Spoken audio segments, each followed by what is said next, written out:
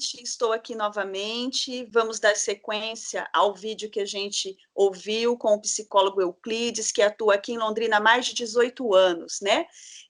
A gente conversou um pouquinho sobre a importância da gente pensar a crise, né, nesse momento atual que a gente vive, de pandemia do novo coronavírus, que trouxe uma reorganização interna muito grande para todo mundo, né? Nós estamos vivendo um momento que nós nunca havíamos vivido. E agora, nesse vídeo, a gente vai conversar um pouquinho novamente com Euclides, que vai falar um pouquinho para a gente, né, sobre elementos práticos para a nossa vida que nos ajuda a enfrentar esse momento de crise. Euclides, olá, tudo bem com você? Obrigada pela participação, e a gente quer ouvir um pouquinho de você, o que fazer, né? Que elementos práticos a gente pode aí no cotidiano da nossa vida implementar para a gente enfrentar essa crise que a gente tem aí se deparado nos últimos meses. Seguinte, você está me perguntando então da parte mais prática, mais funcional da vida e algumas questões que a gente trata para enfrentamento de situações de tragédia, de caos, né, social. Então há mais ou menos uma recomendação consensual do que a gente precisa fazer nessas situações. E eu vou falar um pouco disso. Só lembrando que no anterior, a gente trabalhou muito no sentido de enfrentamento, de olhar para aquilo que está acontecendo e processar, não sair tomando atitudes precipitadas ou seguindo conselhos sem pensar. Então, a gente tem muitas recomendações e eu não menosprezo nenhuma. São todas recomendações que parecem boas, né? Cuidar da saúde, alimentar, fazer exercício, trabalhar. Tem gente que está super produtivo e estão pedindo para os alunos: vamos, não vamos perder o ano, vamos. Bom, voltando à nossa metáfora, estamos em meio à capotagem, vamos estudar agora? Calma. Ou para a capotagem, ou vamos apertar o cinto de segurança e ver se dá para ler. Não adianta sair correndo. Eu estou com medo de perder o ano. Nesse ritmo, pode ser que perdamos o ano. As crianças vão ficar muito frustrados. Eu, porque sou pai e tenho uma criança que vai perder o ano. Pode ser. Mas isso é tudo? É mais importante que a vida? É mais importante do que a gente está bem um com o outro? Então, nesses casos, a gente acalma a mente e faz os primeiros passos práticos. E o primeiro passo prático é segurança ambiental. Por segurança ambiental é a gente cuidar do quê? Cuidar do nosso lugar, do nosso espaço. Existem vários espaços maravilhosos, gente que está morando numa casa maravilhosa, num condomínio fechado, e gente que está morando debaixo da ponte. Indiferente a essa situação material, nós precisamos organizar esse espaço, organizar a família, organizar as pessoas que estão nesse espaço, cuidar primeiramente da segurança do ambiente, da limpeza, da proteção, porque aí a gente vai estar seguro, as pessoas que são da nossa rede estão seguras, da segurança alimentar e da segurança de renda. Tudo isso é segurança ambiental. Então, eu perdi um emprego, então qual programa eu vou me socorrer? Vou no programa do governo, vou pedir empréstimo, vou pedir para a família. Quer dizer, manter uma condição de funcionamento material, porque mente nenhuma funciona sem o corpo. Eu nunca vi nenhuma pessoa andando sem cabeça. Você já viu? Não precisa de cérebro para estar andando por aí pensando. Não tem, nem sem estômago, nem sem comida, não pensa. Então, vou cuidar do meu grupo, no meu íntimo, dentro das possibilidades que eu tenho, e garantir, assim, a minha renda. Eu tenho um emprego estável, eu sou funcionário público, o governo não vai deixar de pagar, se faltar dinheiro, ele vai emitir moeda, então eu tenho essa tranquilidade. pode ter uma variação maior ou menor, mas eu tenho essa tranquilidade. E eu, que outro que não tenho trabalho, então eu vou arrumar recurso da onde? O primeiro passo é esse. Não é brigar com ninguém, não é sair questionando se o governo está certo ou não, porque isso é imperativo, está acima de nós. Onde eu posso atuar? É onde eu vou arrumar meu recurso. Onde eu vou cuidar dessa minha família, ou do meu grupo mais íntimo, ou dos meus amigos, ou dos meus vizinhos. Fazer essas alianças e cuidar delas. É a segurança material, ambiental que é material, econômica e alimentar. Ok? Esse é o primeiro passo e indiscutível dá condições para a gente ser criativo, para a gente ter boas saídas e pensar nessas boas saídas e não perturbar-se e não entrar naquelas saídas de mente alucinada, certo? A segunda passo muito importante é que você vai viver confinado com as pessoas da tua intimidade e que essas pessoas vão acirrar os ânimos, vão estar também em conflito, vão estar angustiadas, irritadas, vão estar deprimidas. Então, a segundo passo é a gente cuidar da segurança relacional, ou seja, das relações íntimas dentro da casa. Evitar brigar. É duro você estar em guerra com os vírus, com a sociedade, com a falta sei lá, falta de recursos, com não poder sair de casa e ter mais uma guerra dentro de casa. Vamos escolher qual guerra a gente vai brigar? É interessante isso, que a rotina que nós sempre tivemos, né, anterior a essa pandemia, a gente observa se o nosso distanciamento, ainda que a gente tinha a aproximação social, né, que a gente não tinha esse distanciamento, né, recomendado pelos órgãos competentes, a gente não tinha a aproximação. Nós levantávamos cedo, todos trabalhavam, levavam os filhos para a escola, é muito comum dos casais não almoçarem juntos, né, em muitos casos, durante a semana, cada um almoça num canto, passa, pega a filha, aquela rotina louca.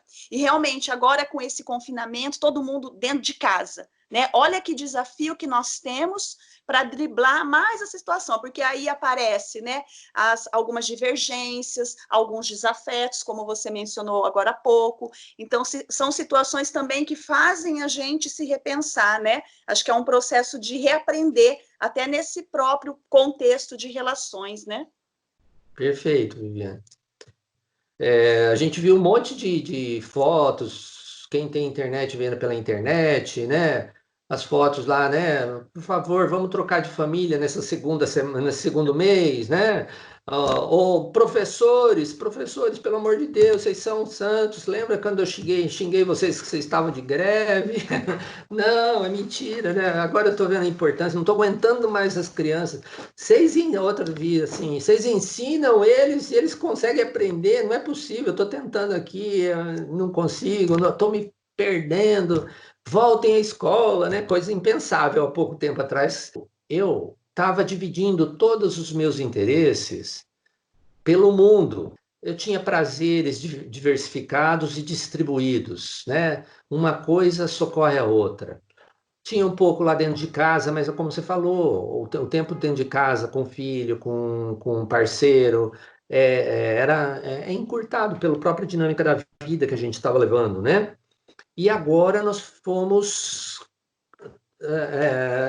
obrigados a se retrair, a entrar para dentro de casa e tudo tem que acontecer lá. Toda a energia que 18 horas do dia estava distribuída, agora vai ter que ser vivida. Prazer e desprazer, tudo num lugar só. Isso é perturbador. Então, e não dá para lutar todas as batalhas, como eu estava falando. Então, um certo esforço para que a gente cuide das nossas indisposições, dos nossos dissabores com as pessoas, com os filhos, a gente vai ter que renunciar a tomar o cuidado, fazer um esforço de renunciar a essas indisposições. Nós vamos precisar de um bom tempo um do outro em condições de convívio. e não de briga, de rixa, de mando e autoridade, obediência muito fortes, né?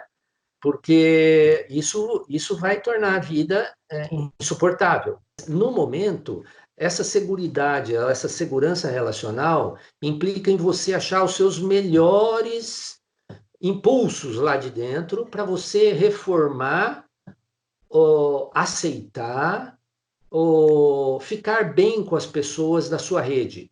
Essa rede é que te vai te dar base emocional para não desequilibrar frente à perda de emprego, frente à imposição de restrição de circulação, de espaço, de confinamento. É esse grupo, é esse monte de relações, e que tenho certeza que muitas pessoas já estão fazendo tudo isso, de uma forma sem estar tão delineado, tão descrito como a gente está fazendo aqui, mas que já estão na intuição achando este caminho. É de você se cuidar e cuidar do outro, mesmo na fragilidade do outro, mesmo na irritação do outro, né? A segurança relacional, ela tem a ver com isso. Você precisa, deve buscar que a outra pessoa tenha um clima bom, que você forme um time colaborativo dentro de casa, que não é perfeição, está longe disso, mas que é um grupo de caça, que você vai sincronizar, que você vai dividir tarefas, que você vai compor participação de todos, voluntária de preferência, se não por ordem mesmo da hierarquia, né, que tem que se impor, se não acontece bem, vai pela hierarquia dos pais ou de quem comanda a casa, quem tem o território, né, por lei e por direito de anterioridade, que é assim que a gente funciona na sociedade, e a gente precisa encontrar esse lugar. E esse lugar deve tornar-se um lugar de repouso e não de rixa. Porque aí você está construindo a qualidade de pensar, uma mente serena para enfrentar a batalha de fora. E não ter mais uma guerra civil dentro de casa. Aí fica insuportável. Nós não vamos aguentar. Difícil quem aguenta. Mas tem também, né? Eu estou falando para base média. Mas não é desejável, não é? Então, essa parte de segurança é muito importante. A segurança relacional.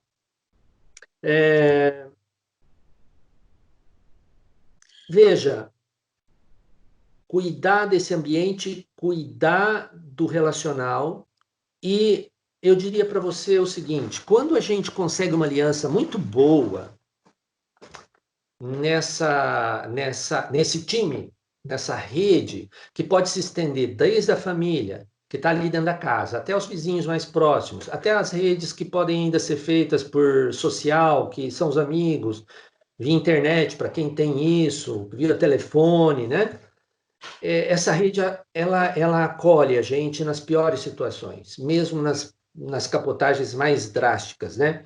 Eu queria deixar esse registro para as pessoas terem noção do que é importante e do que nos ajuda a enfrentar, inclusive, os casos mais trágicos de guerra. Essa condição de estar bem com o seu grupo, ela nos prepara para fazer um enfrentamento sereno. Quando a gente faz essas alianças, a gente institui vários sagrados. E essa ideia do sagrado eu acho importante para esse momento de crise. São os valores principais. E eu digo para você assim, eu topo perder a minha vida se for para o bem-estar do meu grupo. Eu estou na guerra lutando pela liberdade, então eu topo lutar contra. Estamos em 100 contra 300. O 100 não corre, eles vão lá e morrem os 100 porque eles dizem o princípio é maior do que a vida. Isso só acontece quando a gente tem uma aliança. Pode ser até por motivos errados, entende? Mas o grupo se liga. É uma aliança que se liga. Pode ser até por motivos antissociais. Nós somos um grupo de extermínio, e aí eu me ligo e dou a minha vida por você, porque você protege minhas costas. Você é meu seguro e eu sou o seu.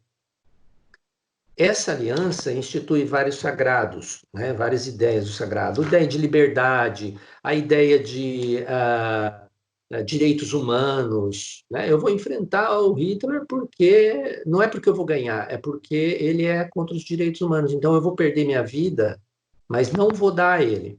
Então, essa condição que o grupo nos dá, que essa aliança nos dá, quando ela é bem feita, ela permite que a gente assuma o risco da morte com dignidade, o risco de enfrentar uma pandemia com dignidade. Pela minha vida, é pela vida dos outros. Então, eu estou dizendo isso para mostrar a importância e o que a gente consegue fazer quando a gente está numa boa relação com o nosso grupo mais íntimo. Fica muito mais simples de carregar o peso e a dor das perdas que vão vir com esta pandemia. Né? É quase que garantir um time organizado dentro de casa. É um time organizado dentro de casa, é um bom time, porque a unidade é mais importante e segura a angústia. Então eu renuncio o meu interesse individual porque eu preciso do outro para ser mais feliz. E a necessidade de criar um ambiente bom para todos, né? Você nos diz de que é sempre importante, primeiro de tudo, pensar a crise, né? Refletir sobre ela. E a partir do momento que a gente pensa sobre a crise, a gente também cria elementos internos para aceitar essa crise, né?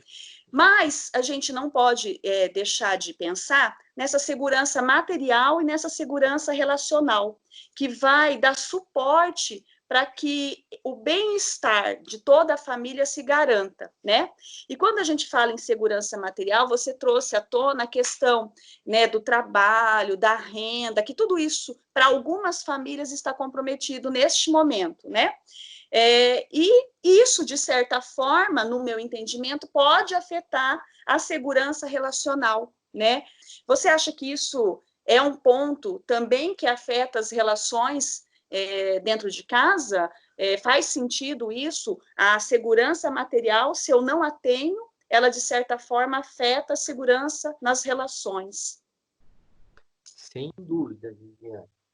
A gente é ser de matéria, ser de carne. E o eu anda dentro e em cima da carne. Se eu esmago um dedo com um tijolo que caiu no meu pé, o primeiro momento eu preciso cuidar desse dedo. Não vai ter outra pessoa do lado, não vai ter nada. Uma pessoa que perdeu o emprego e que pode ser o provedor daquele grupo lá. Essa pessoa pode estar envergonhada, essa pessoa pode se sentir mal, essa pessoa pode sentir raiva de estar carregando pessoas, né? Ela pode até culpar as pessoas que estão lá da família. Então, essa parte material, não é à toa que nas recomendações e nas observações, elas são consideradas a primeira base para depois se estabelecer a civilidade, vou dizer assim, e a humanidade. Isso é da natureza humana. Em casos muito transcendentais de famílias, né, que tem essa ligação muito forte, essa relacional muito forte, o sagrado muito bem estabelecido da união dessa família, você até pode encontrar, mas é exceção, aqueles casos onde a tragédia ela está fora dessa ligação. E as pessoas morrem juntas, aceitando a morte, sem atacarem uma outra, mantendo o vínculo. Mas não é o nosso modelo de vida hoje, né? O nosso modelo é que precisa ter essa condição mínima para a gente se aguentar um ao outro e para ter paz, para enfrentar o de fora. Porque o de dentro, se tiver balançado, aí eu estou em condições piores, né, para enfrentar. Então, Viviane, acho que com isso que falamos, temos um ambiente, temos uma mente em condição criativa e com uma relativa saúde mental e em condições de enfrentar essas perdas que você já teve, essas perdas que ainda hão de vir, e também está pronto para uma coisa que compensa, porque não é só viver com essas perdas e essa tristeza. É que também estar com essa saúde mental adequada é uma condição que revigora a alma, revigora a mente para você se colocar em condição de trabalho produtivo, de criação, de criar novos projetos diante dessa nova realidade e de ficar feliz com esse êxito que você vai conseguindo, porque essa condição te dá energia para o enfrentamento. Aparecem as possibilidades de conquista, você vai ganhando, dando um passinho aqui, ganha um espaço ali, e seja em qualquer nível. Pode ser no mais simples, pode ser lá trabalhando na zona rural como na multinacional. O prazer com a vida e com a produtividade e com a tua competência que decorre desse bem-estar, ele pode ser uma recompensa muito valiosa para te animar a seguir, para estimular as pessoas do seu grupo. Então, é uma sucessão de coisas virtuosas, né? Melhora uma coisa, melhora outra, você está seguro, a mente fica criativa, capaz de produzir, o trabalho não é um saco, você arruma atividades. Essa ideia que eu vou falar, que me consola muito. Você mudar do registro da necessidade e do desespero para o registro da estética, da beleza. Você está com a mente funcionando no registro da necessidade e do desespero e não tenho para onde ir, vou fazer qualquer negócio, é muito diferente de você estar confortável, sereno e pensando, vou fazer esse negócio, ai que gostoso, olha que superação eu fiz. Ó que copo meio cheio, e não ó que copo meio vazio, né? Então, vamos dizer, tudo isso que a gente falou é esse preparo para que você esteja nessa condição emocional de, junto com o seu grupo, com a sua rede, fazer esse enfrentamento. Bom, nós conversamos um pouquinho, né, sobre questões mais práticas para a nossa vida, para nos auxiliar no enfrentamento dessa crise, dessa capotagem que a gente tem vivido aí nos últimos tempos.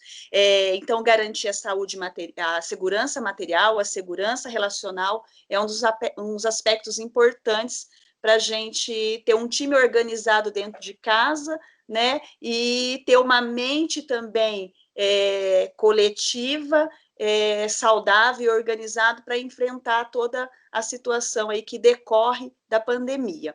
Então, eu agradeço, Euclides, pela participação nesse vídeo, muito bacana, e a gente vai dar sequência no próximo momento nosso. Muito obrigada.